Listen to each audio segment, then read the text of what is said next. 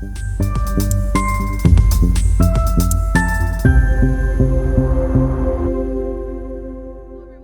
afternoon. Welcome to one of our 2024 LITE Center Professional Development Department webinars. I'm going to go ahead and pop in this link right here. This you see on your screen is for the professional development funding. You can also scan the QR code. Next slide over, and we'll go ahead and get started with our webinar today. Again, hello everyone, and welcome to Flipping the Classroom. This is a professional development webinar led by our own LITE Center Curriculum Champions. Dr. Broding and Dr. Jung will be here, and this webinar is going to help us examine the flipped classroom model and its implications for higher ed settings, specifically in higher ed settings. You will discover methods for transitioning away from conventional lecture-centric instruction, fostering an environment of active learning both within and beyond the classroom. That is what we want to do here at Westcliff University, so it's wonderful to have you here. And you can see there on our cover slide, what does flipping the classroom mean to you? That's what we want to be thinking about as we learn about these tips and tools today. And as always, we want to make sure that we are collecting information from you. We love our data.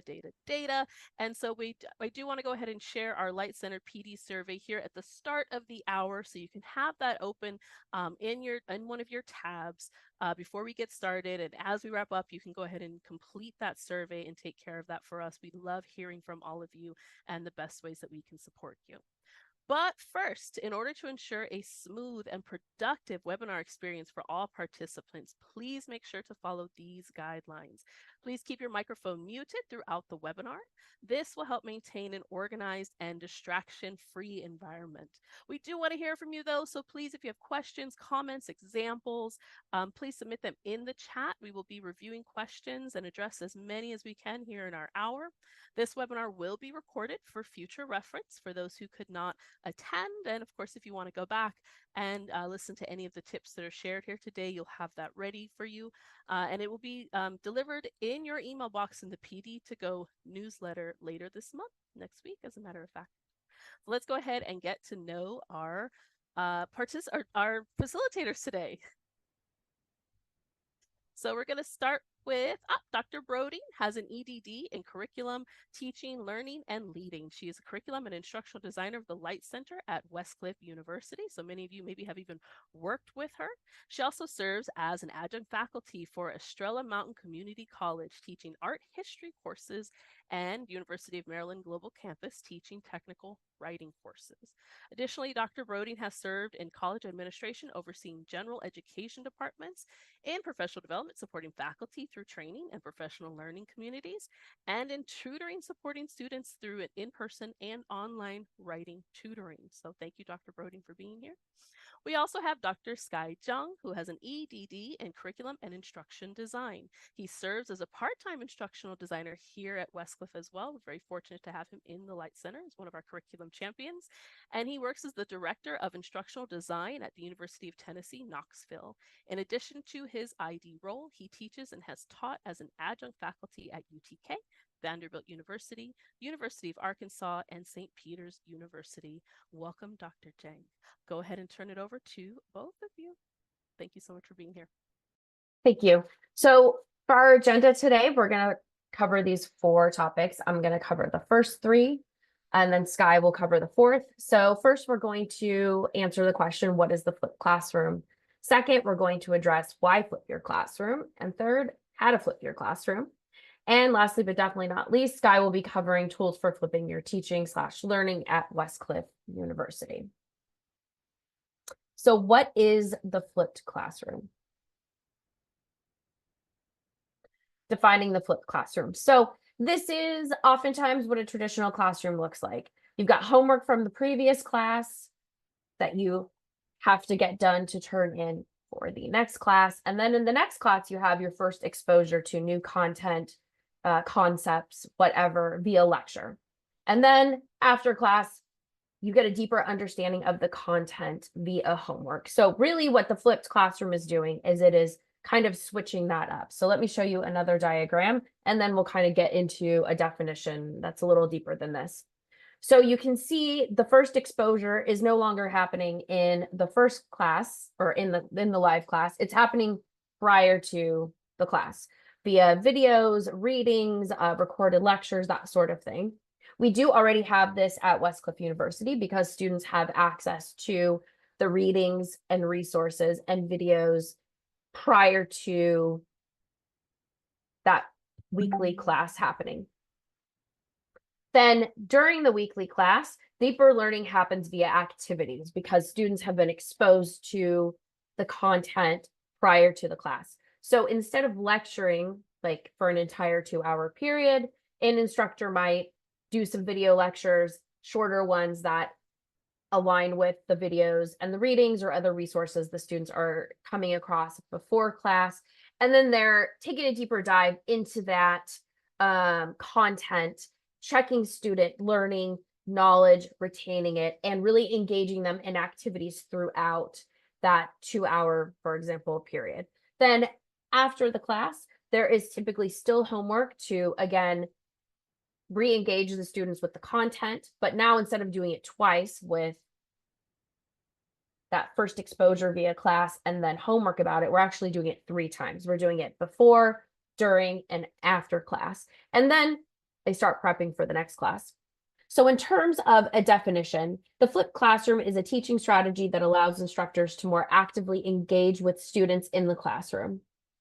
And it's really just moving that content a little bit so the class ends up being different in terms of lecturing versus learner-centered activities.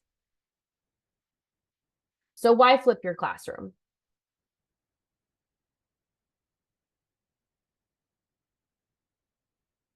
So a few things that really happen when you flip the classroom, even by flipping the classroom, it doesn't have to be completely flipped. You can flip certain aspects of it. You get improved educational outcomes because the students are touching the material more times. They are getting a chance to engage with the material on their own schedule and take the time to engage with it prior to class and do what they need to do to be able to understand it. They can come to class prepared with questions to ask you for further understanding, or to be, maybe they just don't understand something and they need it explained a different way. Efficiency, lecturing is really time consuming. So instead of spending a whole class period lecturing or majority of it lecturing, you've moved that lecture content to before class, and that classroom time is able to be well spent engaging with students about the content. You can make the lectures interactive. Sky is going to address how to do this in a variety of ways.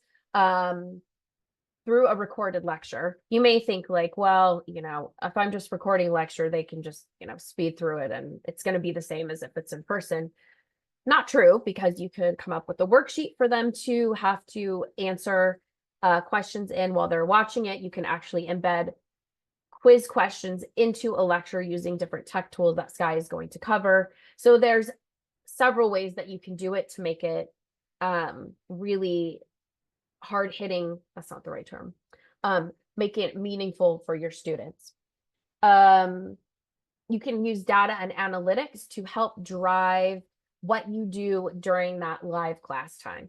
So for example, if you have students taking a short quiz after they've gone through those resources and lecture content before they come to class, you'll be able to see exactly how many students understand a specific concept and help plan your class accordingly. Student-driven lectures, that's really what comes with the interactive lectures. They're able to drive how long it takes them to get through it, how many times they go through the content, how do they take notes, how do they engage with it. And then mastery learning, which I already kind of touched on as well, which is that quizzing. And if they get real-time feedback from that quiz and they know that they got a certain, I don't know, for example, definition of a concept wrong, they can go back and find out, okay, so why did I get that wrong? Let's go ahead and rewatch this lecture content or reread this section of an article, whatever it is that they need to do to be able to be fully prepared for class. All right, so now we're going to talk about how to flip your classroom. And I'm going to cover the golden rules of flipping the classroom. So number one, in-class activities need to involve a significant amount of quizzing, problem solving, and other active learning strategies. In terms of quizzing, it's really however you want to do it based on major concepts for your subject matter. But doing that regular retouching of the material multiple times and multiple ways within the classroom is going to reinforce the knowledge for the students. There's a term that's readily used in K through 12 called sticky learning. So with sticky learning, let's say it's a 5th grade class and they're learning fractions. Instead of just having a section on fractions for 2 weeks out of the year, they're revisiting it throughout the years. This is just on a much shorter timeline. Students are revisiting the material they've learned before class, multiple times during class and after class. So it's just more likely to stick within the brain and they're able to understand it and retain that information better. Second rule, students are provided with real-time feedback. This could be through that interactive quiz that you give them with your lecture. It could be in a small group setting or a whole class discussion or a pop quiz that you give during your live class time. But giving them that real-time feedback allows that understanding and learning to happen and for you to help facilitate ensuring that they get what you need them to get before they move forward. Number 3 is completion of works outside of class and participation in the in-class activities are worth a small but significant amount of student grades. So Westcliff faculty are not able to give points to specific assignments as they see fit because these syllabi are pre-created before the session starts and you have to teach to the syllabus. But where you can utilize this is those participation points or weights. So typically it's 15 to 16% of each course is allocated to participation. And what you can do is you can make part of the participation things that the students have to complete before they come to class that week. It doesn't just have to be within the live classroom. You do have the flexibility of that, so you can incentivize them to finish readings, watch videos, prove that they've done so before coming to class, and then engaging with that information with their classmates in the live class session. So be thinking about ways that you can do that. But when you do that, you got to make sure that your expectations are clear. So there's no question about where those points being allocated, where are they coming from, what are they assigned to. Just make sure that you're super clear with students ahead of time that this is what they need to do to get X amount of points or percentage for that participation grade. And then number 4, the in-class learning environment needs to be highly structured and well planned. This is where you can get really creative with lesson planning and you can come up with activities to do throughout the course or the live class to be able to knowledge check and engage the students and assign participation points to, and make sure that that way you don't get off track and you are able to engage the students multiple times in different ways to really get that retaining of the information. All right, and then how to flip your classroom, just a quick start. I have 4 tips for you. Number 1 is give students an opportunity to gain first exposure to lectures before class. Let's say you're teaching 2 8-week classes, fall 1, 2024, and you're like, I don't have time to record lecture before class. Well, you could choose a section of your your slide presentation to actually record just a couple minutes of and get started that way and start slowly building your library of short recorded lectures to share with students before class. It doesn't have to be an all or nothing. It can be something that you do little by little every week, every session, every semester. That's really how you build changing how you teach a class. And you may already be doing it, so it may just be an extra little thing you'll want to throw in. Number 2, provide proper incentives for students to prepare for class. Again, allocating some of those participation points or percentage to proof that they have reviewed the content prior to class is a really good way to incentivize them, because otherwise you may have many fewer students not even touching the readings before class. Number 3, facilitate engaged learning activities in the classroom. And then number 4, create opportunities for student feedback, not just for students to give each other feedback, but for students to give you feedback on what's working and what's not working in terms of those live classroom activities that you're doing. All right. So we're going to do a word cloud real quick. I'm going to stop sharing my screen. I'm going to grab what I have come up with from menti.com and share that with you so that you can participate in my word cloud. Okay, so let me go ahead and present it, and then Joni, our PD specialist, will go ahead and put the code into the chat.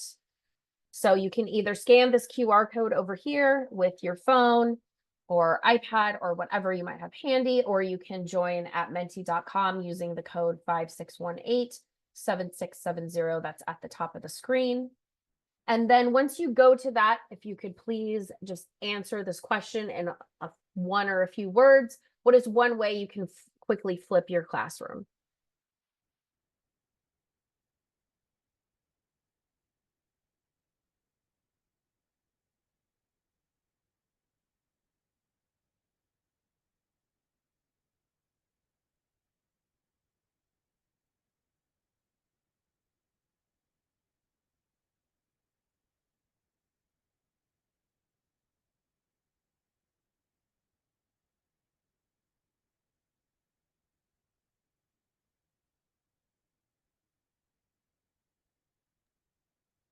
Dr. Brody, I'm getting an error message.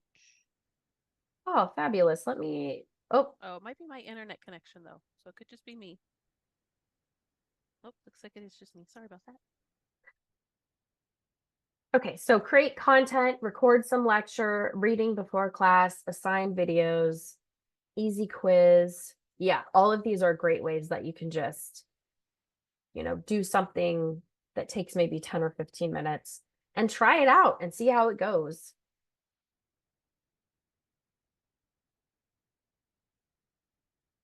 Easy icebreaker quiz, classroom activity.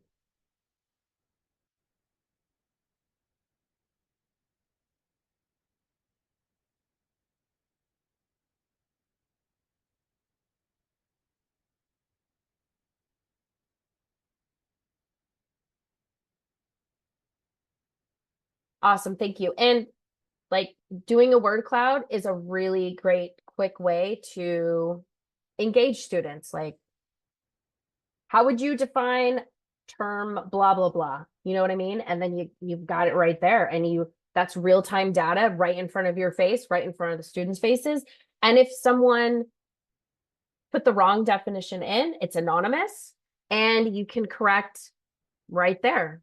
So it's something like, it's as easy as doing something like that and just trying it out if you don't do it already, or trying something new if you already do. All right, thank you for participating in that. I'm going to go ahead and go back to my slide presentation, and then I'm going to hand it over to Sky, who's going to cover technology tools for flipping your teaching and learning here at Westcliff University.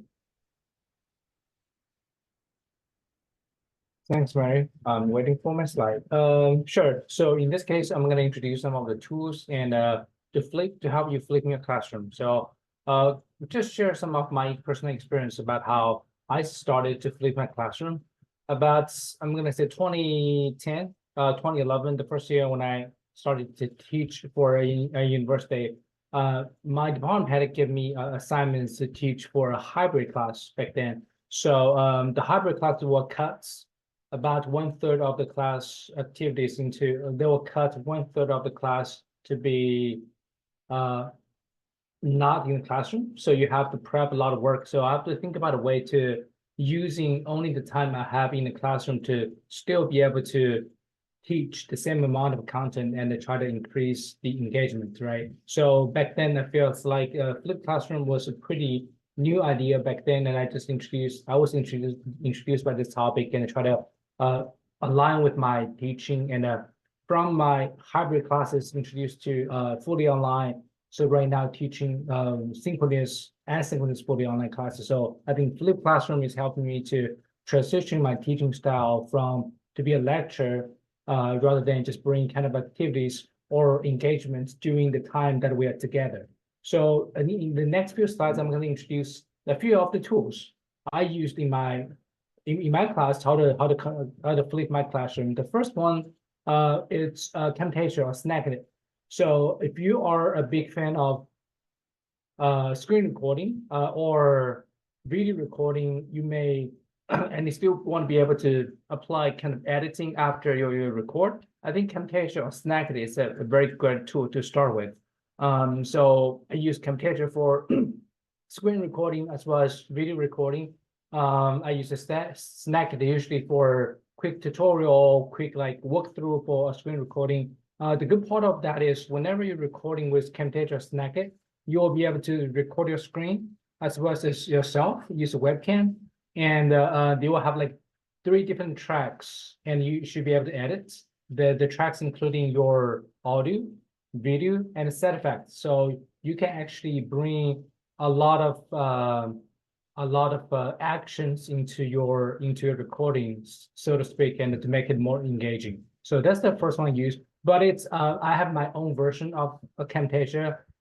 It's a paid version with my higher education teacher's license. Well, I'm about usually pay $100 a year license, but I think it's totally worth it.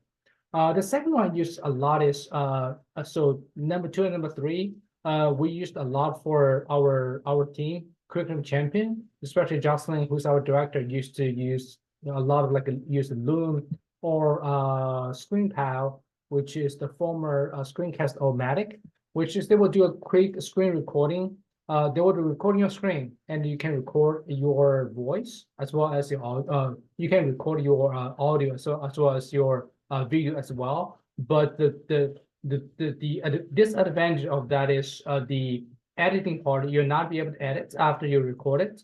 Then if you think about it, you want to record something for a lecture, sometimes I have in my experience have to record 2 to 3 times in order to make it, so to speak, to perfect level in order to share with my students. Next one is Zoom. So I think thanks for COVID, right? Because before COVID, nobody's gonna use I have to teach courses online. But during COVID, everybody's kind of experience of using Zoom to teach in the classroom or to be in a meeting, right? So using Zoom, you can actually record, you can share your screen, and you can record a lecture in this way, as well as save your recording in the cloud and be able to share with the students. Then I think the best part of Zoom is some add-ons or some tools like AI transcript, which is a great way for using Zoom to do kind of auto transcribe for your lecture in order to share with your students for ADA purposes or for accessibility, which is pretty cool. And you don't have to do extra either closed caption or a transcript for your lecture because the AI is already built for you. The last one is PowerPoint. I mean, I used to working with a lot of faculty members asking this guy, what is our old school faculty member or professor? Not a big fan of screen capture. I have to, it's still hard for me to record myself as well as play around with the different screen capture. I have to making sure I use the right audio input. I have to use the right camera to record. So for some of the professors, the best way to do it is record in PowerPoint. I think the PowerPoint way is to do it is you can actually record your audio for each of the slides and add the audio into your PowerPoint. Then after all the audio was recorded, you can actually convert or generate a video out of this PowerPoint. So the advantage of that is you can only do record slide by slide. So you don't have to record your lecture, like 10 minutes lecture at once. You can just record one of the slides. You can try it a few times, and after you can keep working on for the next slide. So you'll be able to only focus on like a few things, like about a minute or 2 for each of slide, and trying to generate a whole video. The disadvantage is very clear. The first of all is that there's no way you can do accessibility, right? So you have to generate kind of the closed caption in a certain way. I saw people are trying to upload all those videos to YouTube and ask YouTube to generate the automatic closed caption, which is pretty good, pretty accurate right now. Then a few of the times you have when you convert your audio MP to MP4, the sizes of the video is super big compared with the other tools that I mentioned previously. So that is something I did not recommend. But if you are old school, I think PowerPoint with audio recording is still a thing, and it will be generate kind of the lecture that is generated based on not for screen recording, but based on your PowerPoint. If you're a big PowerPoint person for a lecture, this is maybe the way to go. Next slide, please. So the next way to do is after you have your video recorded, where do you want to save those videos, right? So there are a few ways we can do, and the first one is to use YouTube, which is very clear to a lot of users that you can create your work Westcliff YouTube channel and upload your videos into the place. There are a few faculty members working with me. I help them to create like kind of the playlist for the class. They'll be able to share with the whole class. Then you have Vimeo. Vimeo is like a little bit private, so to speak, channel for them to upload it. It's easier for faculty to make kind of like playlist arrangement to present to the students. It's more like a little bit more private, but you actually have to pay for a little license fee to maintain all your videos at Vimeo. The last one is maybe the one we feels like maybe the way to go, but there's a discussion to see if you have already uploaded to your videos the gap, if that's going to be the space is something, the size of the videos is something we have to concern. So if you are not aware, gap is our version of Moodle for our learning management system for Westcliff. So actually that's the places students are taking their classes. You can actually have your video uploaded to Gap directly and share those videos with the students. But we prefer, as the ID, we prefer if you can upload your videos to YouTube, Vimeo, or the other kind of third-party vendor. That would be great. So you can share, instead of a video file itself, you can just share the link to your students. That would be a best solution for your class. Next slide, please. So in addition to just video, we're talking about video lecture, right? How to make your video lecture or your video interactive. So sometimes it feels like, even though I create a 3 minutes video, but I don't know how to using it. To make your course content interactive is maybe something we have to consider to edit, to make your recording a little bit fun, to engage students when they're taking classes, do some watching a lecture, pre-activity, stuff like that. So there are a few of the tools I used in my class. I introduced to my faculty member to use in their class. The first one is Edpuzzle. Edpuzzle is usually a quiz or kind of assessment you can edit to the end or anywhere in your videos and asking all the questions. The questions is not limited to not just multiple choice question, true or false question. So give the students the time to practice while watching the video, and you can decide to see if you have, for example, a true or false question. You can say, hey, you have to get it right in order to proceed. Otherwise, you have to pause and watch it back, right? So you have a few options you can use to generate, making sure the video is set up the right way that you want. And next one is VoiceThread. So VoiceThread is a very great tool that I used to use for my discussion tool. So I using VoiceThread and as well as the Flipgrid at my depends on which one I have. So the places that I work, we do have the license for VoiceThread. The places I used to previously for one of the places I teach as adjunct at Vanderbilt University, they don't have a license for either. So I just use Flip because Flip is a free license for educator, right? So the difference between those two is Flip is a video based. So if you have to, it's a discussion question, but you have to give the feedback in terms of like you have to record yourself. But the VoiceThread is more, you can post videos, but you can also using all kind of multimedia, audio, even text, even something. So it's more proper for if you feel like students will use a different way to engage between each other. So those two are very great tool for kind of like new way of doing discussion in the way you're not limited to the discussion forum in Gap is usually text-based, right? So it's more engaging in terms of recording, you'll be able to see each other. Then it's articulate or rise. So articulate or rise are also in tools that you can edit to making sure you can add a way to make your content very engaging, so to speak. So I'm not sure if you're aware of articulate, but you can think about articulate as a PowerPoint, but with a steroid.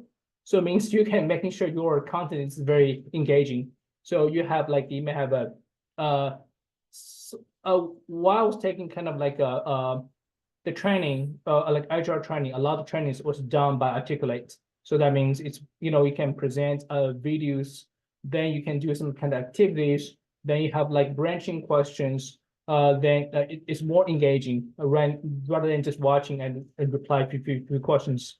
So that's the tool I used to use a lot for my ID work, that is try to create something for the core content. Next one is 5HP. I'm not sure if you're aware, but Gap does have 5HP integrated. So that means 5HP is it's HTML coding, but it's more easier for non-coder to use, so to speak. That is, you can create kind of like engaging textbook or some other questions or a map. You can do like kind of highlight stuff like that. So you can making your content not limited to the video, but everything out of your course content very engaging in so to speak, and it's very easy to use to apply.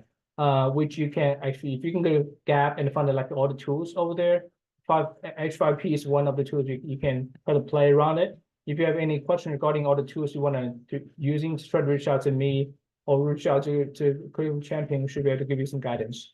And then we have a Quizlet, Kahoot, and Google Forms. Those are the things I feel like it's, if you can bring any of the things in your course while you are synchronous together, either in a classroom or virtually, you can bring kind of engagement by students into like the one we did for Menti, right? So one of the Menti tools like word cloud. It's very fun for everybody to try to brainstorming, try to answer some questions, and it's anonymous, so people will feel like safe and sharing their thoughts.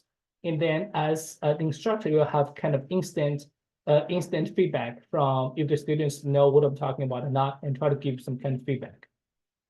Next slide, please.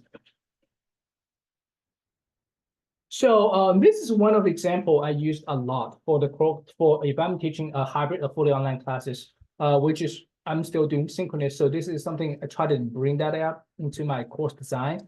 The first is pre-class, right? So I try to assign some of the I try to record kind of the video lecture. I try to, usually my lecture will be between 5 to 8 minutes-ish.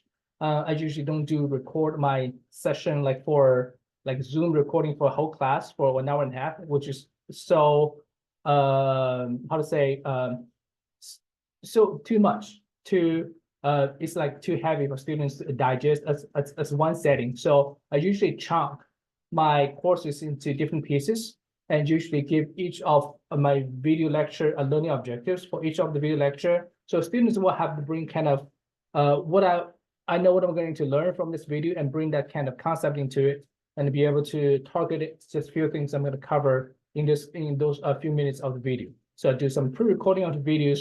I host it in YouTube, asking YouTube to do the closed caption, stuff like that, which is great. Then I'm just copy the URL, put that into the Gap, or if you're using different LMS like Blackboard, Brightspace, or Canvas, that is, so to speak, will be the same.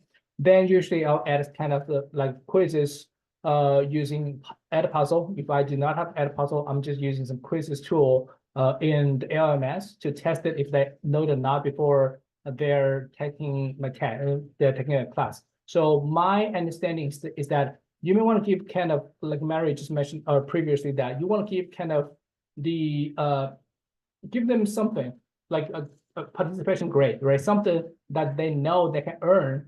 Otherwise, nobody is going to do it, right? So give them something or extra credit or participation grade or something that I feels like is very necessary for them to do. Or the other thing I feel like I want to do is whenever I have my synchronous sessions, I just point out a person to say, hey, Sky, can you just answer that question? Usually people feels like peer pressure in front of, everybody, right? So in terms of, so they have want to do some prep work before they're actually in the course, because my course is in my flipped classrooms. Usually I don't do a lot of lecturing, but I want to do kind of discussion or project based. So it's more like bring them into the discussion. So they feel like the peer pressure, they feel like, they have to do some prep work. Otherwise, I don't want to embarrass myself in front of the whole class. So that's the pre-class. So during the classroom, I usually try to using kind of the tool to making sure the course is engaging. Menti is the one of the tool I just learned today, which is very fun. I used to use Put Everywhere, and I feel like it's the best way to get some instant feedback from students, because Put Everywhere is not limited to just true or false question and multiple choice question. You can actually asking for short answer questions, so you will get some kind of feedback from them. Not limited to just the question types. Then if I'm doing the virtual classroom, I usually have them to use a lot of breakout rooms for group projects. And because Westcliff is Google school, so I'm gonna use Google Docs, Google Slides for them to collaborate during the project. Then out of the classroom, I feels like it's very important for them to still engaging, right? So I use discussion board and an assignment tool in Gap just for them to keep engaging, just submit everything which is out of the class. Using assessment tool, I use quizzes, which is very popular in Gap, as well as Turnitin for in Gap, because Turnitin is for plagiarism checking. If you're not sure if you got that right, so Turnitin will help you to check the plagiarism score, for so to speak, for their submission. For the feedback, I mean, as a faculty member, even though I only teach like my primary role, also teaching as adjunct faculty member, I'm going to say 50% of my time is using for grading, a lot of grading. So to speed up my grading process, I feel like the rubrics is a big thing in any of LMS that is going to speed up my grading. So if you can use the rubrics in the right way, it's going to help you to speed up your grading process a lot. As well as if you're using grading rubrics, if you can share grading rubrics with the students before they're taking the tasks, right? So they will have a sense of your expectation as a faculty member for this task. So it's going to help them to understand and really prep for this assignments. Next slide, please. I don't have a chance to check off the chat. Is there any other questions? Let me just go through all the questions we may have. No questions. Sorry, I'm off camera, Dr. Jang. I'm having some internet trouble here, but no direct questions, just a little bit of dialogue around, some of the tools and the licensing and the limitations of the free tools. There are definitely limitations. Many of the tools that Dr. Jang mentioned are free, and I always recommend that Westcliff faculty use their Westcliff emails. You can click on the button for most of these tools that says login with Google, and that will keep that account completely separate from any of your other schools. So if you are using this, if you're an adjunct and you're using this at multiple schools, you don't want to use up your either the times you get to use it so many times a month, or the number of users that you get to have in there. And just really kind of think about ways to do that. If you do, want to purchase, Professor DeVito said, I usually pay for a premium type account for the reason because of the limitations. That those are conversations that you might want to have with your department, because we don't currently have funding for that. However, I'm always here to help find, and as Dr. Jang said, the curriculum champions are always there to help you find tools that can meet your needs. So that don't think that that's expected. Right. So one of the tools that I think I mentioned before, that like a Loon, which is if you have a free license, they have a limited for like free user, but each of the recording is limited to certain minutes of the recording. So that actually helped me a lot. I mean, so each of my lecture videos, if I have to, it's going to be limited into 5 minutes. Otherwise, I have to pay the premium to for the license, right? So I think some of tools or some of the tools they'll have like a watermark if you don't pay for it. I mean, it doesn't matter that too much to me if I just want to do, but that's kind of one of the consideration you want to bring into your department. Maybe I just feel like if I don't have any choices, Zoom is pretty good too for me. Just record it because I can just record it and save and put that in the cloud.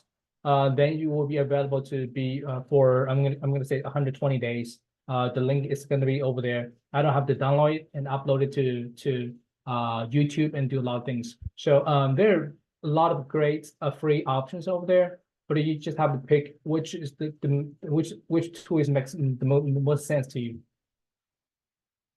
Yeah, textbook. Yeah. Yeah.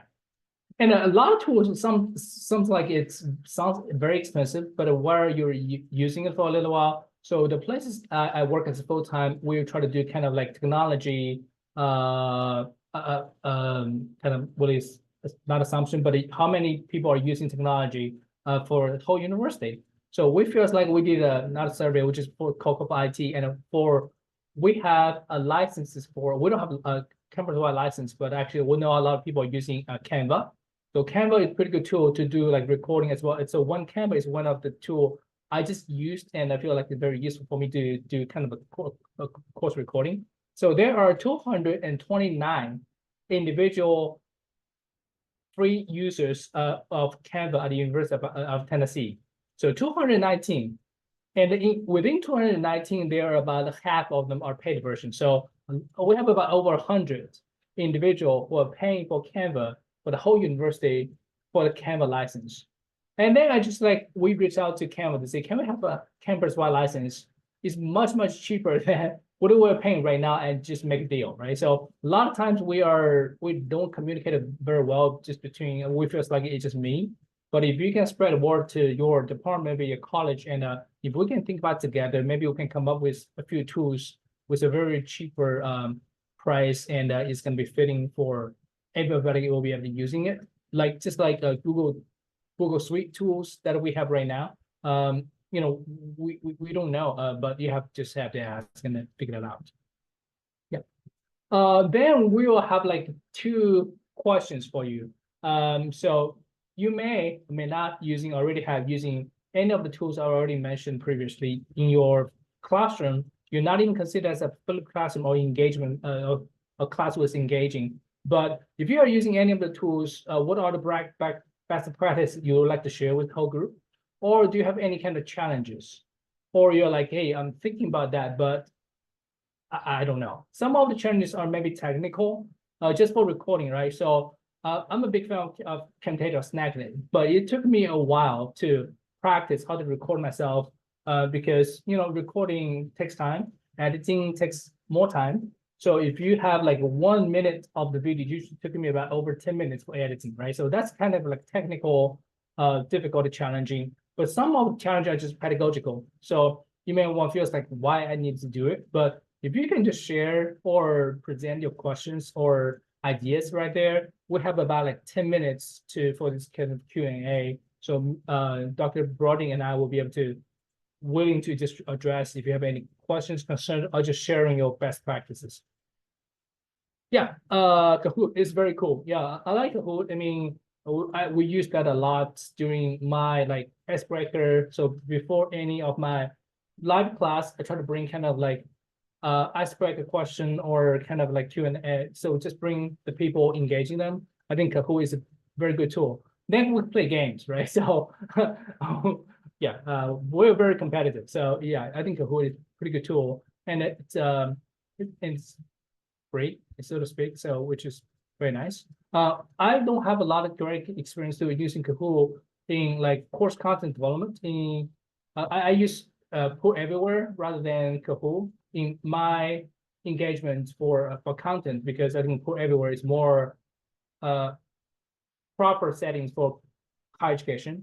I think Kahoot is usually more for K-12, so to speak, because the color and it's like cartoonish design. But I don't think that there's anything wrong with it. So any other practice you want to share?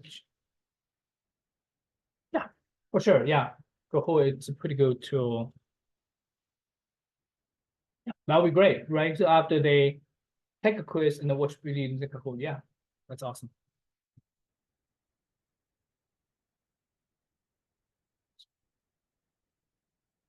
The only disadvantage of Kahoot is that it's synchronous. So if you want something that they want to do it asynchronously, you cannot save their results.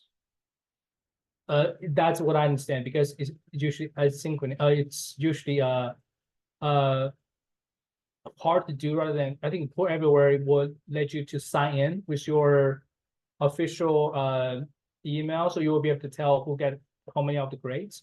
Then a lot of this like third-party tools is not working very well with Gradebook, so it means they don't talk to each other.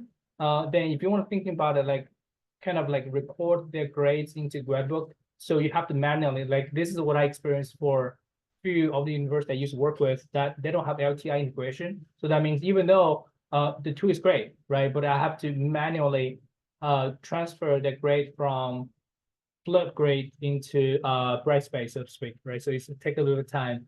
But if the university already invested into the tool, for example, VoidThread, which is very popular for the place that I'm working right now, so it's already integrated. So any of the score from VoidThread will be transferred seamlessly into Canvas. So that I don't have to worry about transfer manually those kind of grades.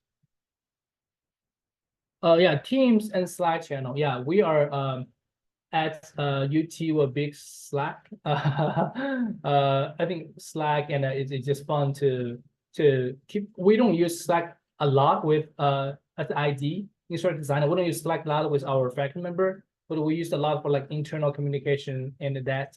Then we don't do a lot of Slack with students, but one of the program that we developed is that we try to give the students a sense of community, is because it's online master program and the students feels like they're not belonging to UT. So actually we create a Slack channel.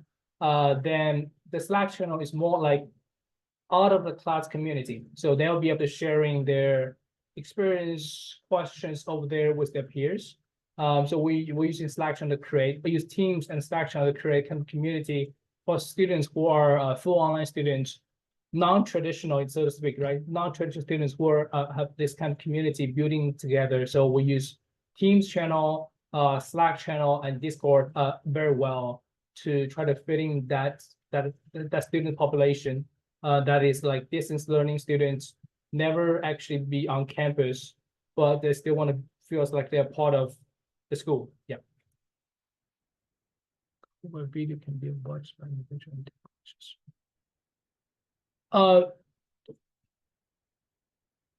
Yeah, for videos watched by individual ask questions. So that is the Edpuzzle. So Edpuzzle will be able to actually add the question into the videos and the score will be recorded if you have Edpuzzle license. Or what I do is we are using Panopto. I'm not sure if you're aware. So Panopto is UT is a video server. So video server, think about it like YouTube, but it's only for our university. So we each of the faculty member will try to record their videos in Panopto and share it internally. So it's very secure. It's not going to be able to access by anyone else. One of the tools in Panopto is the quiz tool. So that means you can add a quiz to any of the videos that you produced. Then you can actually set up a score, a grade, or points for each of the question. So you can check how many points they got for each of the question that they watched for the video, which is a pretty good tool. So yeah. Yeah, Palette and Nearpod are great tools too. That is true. Yeah, there are a lot of publishers. I don't know if you guys are aware. A lot of publishers, they are trying to produce a lot of great engaging tool. The major publishers like McGraw-Hill, Connect, Cengage, from Pearson, and Wiley, and I forgot what's the number 4. So they're doing very well to produce their their version of LMS. They did very well with like ebook or the content that developed very well. Their version of LMS, which is fitting for a lot of engaging activities. So, yeah, I agree.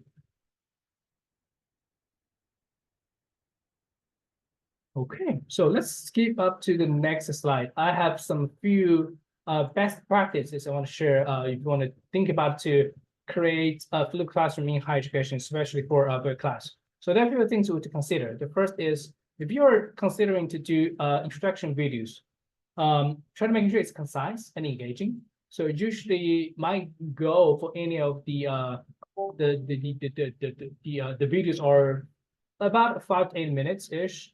So you don't want to make it like too long, because if you make it too long and it didn't break down into different chunking your content, students are not, let me say, so students are not really engaging in these long lecture videos because they don't know the point of it, right? So my idea is to break that into small pieces, 5 to 8 minutes ish, and for each of the pieces align with the learning objectives for each of your videos and into it, and have kind of assessments or activities right after each of the lecture video will be great.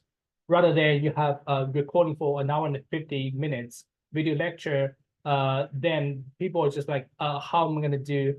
Do I have to learn everything from the videos, right? They're not clear. So this is, if you have a video lecture, try to start it with, so for me, shorter videos is better than longer videos, so to speak, because if your videos can, if each of the videos can address one of the learning objectives, is good enough. So break down into different pieces, make a playlist rather than a long video. Then incorporate in interactive elements like quizzes or discussion, right? So if you want to say, just don't just watch a video for watch a video. So after you watch a video, even before class, you can do either discussion about your videos or quizzes of videos to give them kind of a points, like participation points, or points that you can sign them to do, because you know those are tested to see if they actually understand the content or not, right? So if you just say watch a video and don't give them kind of assessments, let me just watch it, but they still don't know. If you want me to watch a few things, I may just watch it and forgot what's the point of watching, right? So bring kind of assessments or activities right after will help them to develop, to understand those concepts. Regularly gather and respond to student feedbacks, right? So if give the students a chance to give you some feedbacks to say what is the setting, if this settings works, not working so well, and what is working, what is not working. You know, for the first year when I try to do my lecture recording, I'm not really sure. So I doubt myself very well to say, are they actually watching it?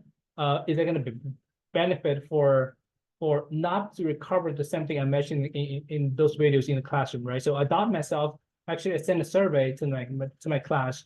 In addition to, I did a study to see what is the student feedback or student score or result, to learning result for this course. It feels like, you know, after I get feedback from them to see they really learned very well using this way, give me some kind of affirmation to keep using it. But sometimes it just doesn't work. Then students will give you kind of feedback, will help you out. So that's very helpful. Try to using kind of collaborative learning environments, right? So in the traditional classroom, I'm going to say my class, I only teach, majority of my teaching are graduate level courses, usually sometimes 2.5 hours or 3 hours, one lecture. I'm going to be there and talk nonstop for 2.5 hours and 3 hours. I don't give them a sense to practice. So it's very lower level Bloom taxonomy, right? You just listen and understanding, but no way to practice. So you practice actually after the class, where we only offer class once a week, which is 3 hours. So you have to bring your question to me next time you see me. So I think flipped classroom has changed the way of learning, right? You already like understand the learning and you try to do apply and do in class. So you will help them a lot to apply this kind of knowledge into practice rather than just remember and memorize. I think that's the goal of a flipped classroom. It's not just purely flip, but for better result of learning. I think that's about it. So Dr. Brody and I, we try to provide kind of resources to you as well we put all the resources in this slide. If you're interested in, so just click all the links and you will have some great information regarding how to flip a classroom, what are the great tools for you to flip classroom, and we are always here for your assistance, right? So if you need anything, you can just reach out to us. We're more than happy to help you out. Thank you. Thank you, Dr. Jung. Thank you, Dr. Broding. Thank you, everyone, for attending. So yes, as Dr. Jung said, we do have some resources here. These slides will be going out in the PD2Go newsletter coming out next week. In the meantime, you can go over to Acorn and search for some information, some of the courses and recordings on the flipped classroom and active learning.